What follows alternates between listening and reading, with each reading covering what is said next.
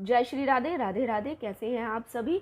जी हाँ, आज है 20 फरवरी, जया एकादशी। मेरे यहाँ पर आने का सिर्फ एक ही उद्देश्य है कि आप जैसे लोगों को और साधकों को और मेरे परिवार के लोगों को आज की व्रत कथा को सुनाना, क्योंकि सुनने और सुनाने दोनों ही मात्राओं से भला होता ही है और मन और कर्म दोनों की शुद्धि होती है। चर्चा ज़्यादा ना करते हुए हम शुरू करते हैं आज की व्रत कथा। भगवान श्री कृष्ण कहते हैं, हे अर्जुन, महामाघ के शुक्ल पक्ष की एकादशी को जैसे हम जया एकादशी कहते हैं, इस दिन उपवास रखने से मनुष्य भूत प्रेत पिशाच आदि की योनि से हमेशा क्या रहता है? मुक्त रहता है। इस दिन हर साधक को व्रत करना चाहिए। तो आज की इस व्रत क्यों करना चाहिए, इसके बारे में आज हम थोड़ी सी जानेंगे चर्चा। एक समय की बात है, नंदनवन में उत्सव का आयोजन हो रहा था।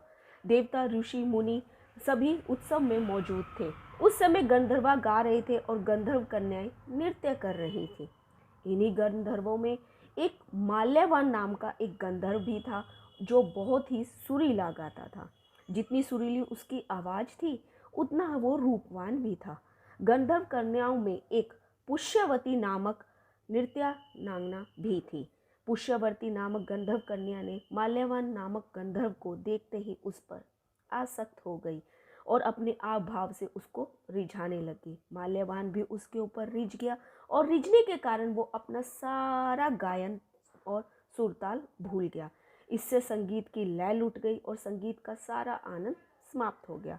सभा में उपस्थित जितने भी देवगण थे वो उनसे क्रोधित हो गए और उन्होंने माल्यवान के इस कृत्य से इंद्र भगवान नाराज हो गए और उन्हें श्राप दे दिया कि वे स्वर्ग से वंचित होकर मृत्यु लोक में पिशाचों सा जीवन भोगेंगे, क्योंकि तुमने संगीत जैसे पवित्र साधन का अपमान किया है। साथ ही सभा में उपस्थित गुरुजनों का भी अपमान किया है।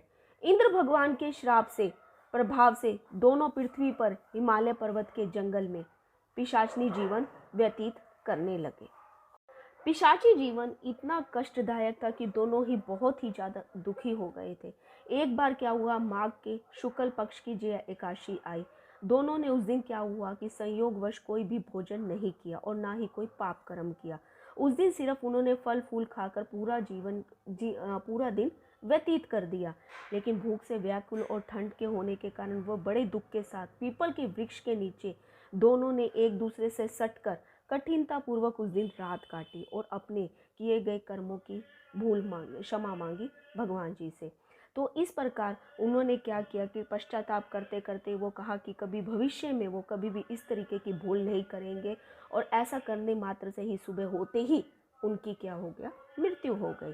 अनजाने में ही उन्होंने एकादशी का व्रत किया था। भगवान के नाम का जागरण भी हो चुका था। तो भगवान ने उनकी कृपा करते हुए उनको पिशाच योनि से मुक्ति दे दी और वो अत्यंत ही सुंदर अप्सरा और गंधर्व की देह धारण करते हुए तथा सुंदर वस्त्रों और आभूषण के साथ अलंकृत होते हुए दोनों स्वर्गलोक को चले गए।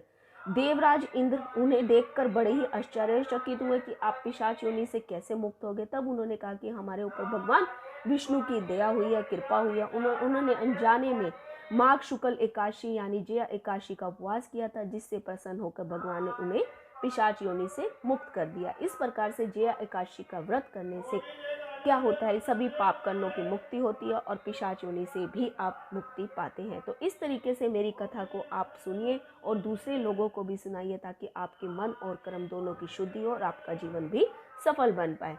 जय श्री राधे, राधे राधे।